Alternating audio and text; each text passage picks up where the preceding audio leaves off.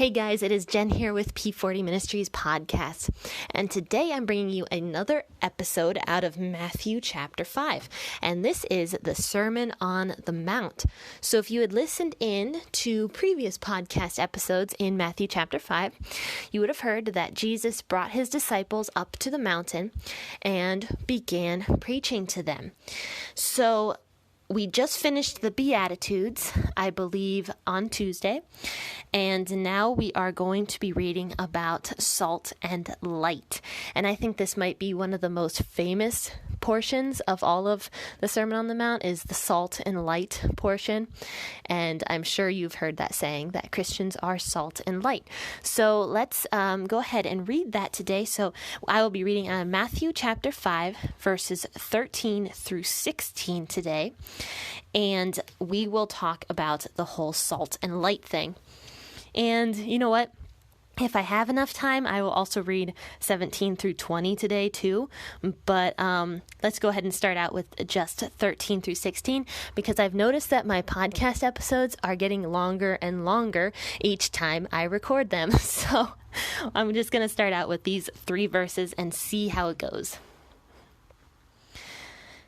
Matthew 5, verse 13. You are the salt of the earth, but if the salt has lost its flavor, with what will it be salted? It is then good for nothing, but to be cast out and to be trodden under the feet of men.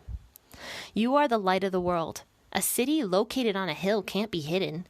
Neither do you light a lamp and put it under a measuring basket, but on a stand, and it shines to all who are in the house. Even so, let your light shine before men, that they may see your good works and glorify your Father who is in heaven. So I read out of the WEB version. I forgot to mention that because I do jump around in different versions every once in a while. But let's start off by talking about verse 13. You are the salt of the earth. So it's kind of funny because I have heard this salt analogy so many times before, but when I read it this time around, before I started this episode, I drew a complete blank. I'm like, why are we salt? So I had to research it and look it up and remind myself why we are salt. And, salt, from what I saw, does 4 different things. And I'm going to name them in order. First off, it burns. Secondly, it heals. Thirdly, it preserves. And fourthly, it brings flavor. And I read them in order like that because I feel like that is how the gospel is. And as Christians, that is how we are as well. So first off, salt burns. When you have a paper cut and you're eating a bag of chips, that salt, when it gets into that paper cut, is so painful. It always finds that paper cut. But so salt does indeed burn. And, the gospel, from a non-Christian perspective, and even sometimes from a Christian perspective, often sounds mean. And we have a tendency to truly think that God the Father in the Old Testament was a mean God.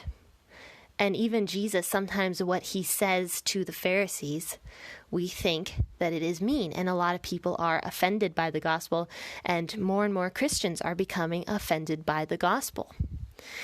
And that is because the gospel is different from the normal thinking. Because since we are flesh and we are sinful, as we learned in Genesis, we have a tendency to think that because the gospel is going against what we think is right, that the gospel is mean. Whereas it's actually the opposite. We are the ones who are sinning and want to be justified through the gospel, but the gospel doesn't justify sin. And in that way, it burns. But at the same time, when you are eating that bag of chips and that salt gets into that cut, even though it burns, it is healing it. And salt heals and even cleans out the bacteria. And back in the old days, people used to brush their teeth with salt because the salt would clean the bacteria and the crap out of your teeth. So it heals and burns at the same time. So it's healing you. The gospel is healing you from that sin. Even though it might be offensive to hear some of the stuff we hear in the gospel, if we follow it and we live by it, it is healing our corrupt flesh, our corrupt hearts. So yes, it might burn, but if we follow it and we live by it, it heals, and thus it preserves. Going into the third point of what salt does. So it's preserving us. It's preserving our lives so that we can live with Jesus Christ for eternity. And that is what the gospel does. And then lastly, it brings flavor. And I love jars of olives, those green olives, because they're so salty. I think they are just so delicious. And I'm not even joking. Sometimes those olives legitimately bring me joy, especially when I crumble feta cheese on it. I love that. It's like one of my favorite snacks. And I feel fancy too. I don't know why, but I love olives out of the jar, and they're so salty and they're so delicious, and they bring me joy. So, that flavor is enticing to us. Most people love salty food. I wouldn't say everybody does, but I'd say a majority of people enjoy salty food, and it brings us joy. Flavorful food brings us joy, and that is also what the gospel does. It heals, preserves, and even burns, but it also brings us joy. And then it says, right after that, it says in verse 13, "You are the salt of the earth, but if the salt has lost its flavor, with what will it be salted? It is then good for nothing but to be cast out and to be trodden under the feet of men." So, yes, salt does have flavor, and we are meant to be the salt of the earth. But if we don't have that flavor, if we are not living by the gospel, if we're not preaching the gospel, and we are just a fence-sitting Christian, Jesus is saying here that our salt is not even salty. It's not good for anything. So if we are saying that we're Christians, but not actually living out the gospel, it says here that our salt is not good for anything but to be cast out because it's not doing what it should be doing. If salt does not have its salty flavor, it's literally useless, and you go and you dump it out into your yard. And that is what Jesus is saying here. We are meant to be salt that is useful, that is, going around and preaching the gospel. And that's why it's so important to share your Christian beliefs with people. And then in verse 14, he talks about the light. So you are the light of the world. A city that is located on a hill can't be hidden. And when you are a Christian and you are living out how you should be living your Christian life out, and you are being the salt, Jesus is likening you to a city that is set on a hill. Because when you have a big city that's on a hill, how can it be hidden? It can't possibly be hidden, because this huge city is going to be seen from all directions around it. It can't be hidden. And that is like how our Christian life will be. People are going to know we're Christians. We're not going to be able to hide it when we are living out the gospel in our lives and to other people. And then it says in verse 15, "Neither do you light a lamp and put it under a measuring basket, but on a stand, and it shines to all who are in the house. Even so, let your light shine before men, that they may see your good works and glorify your Father who is in heaven." So Jesus is saying here, it's almost the exact same thing as what he's saying in verse 13, with how the salt losing its flavor just is useless.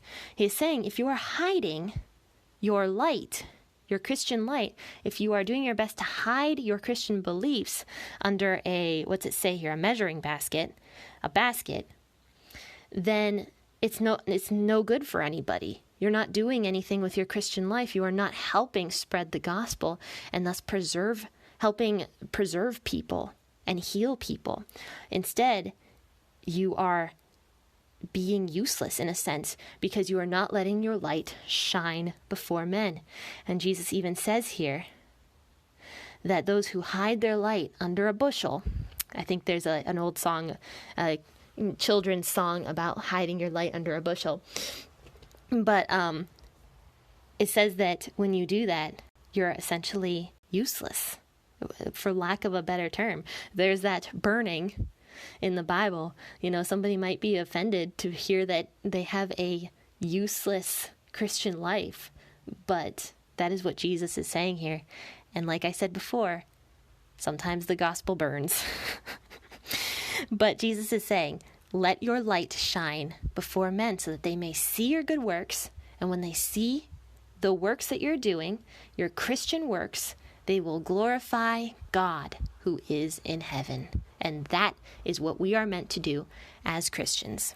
So as I said, I am getting longer and longer with every single podcast episode that I am recording, and I don't want to go too much longer, so I'm not going to finish reading out 17 through 20 today.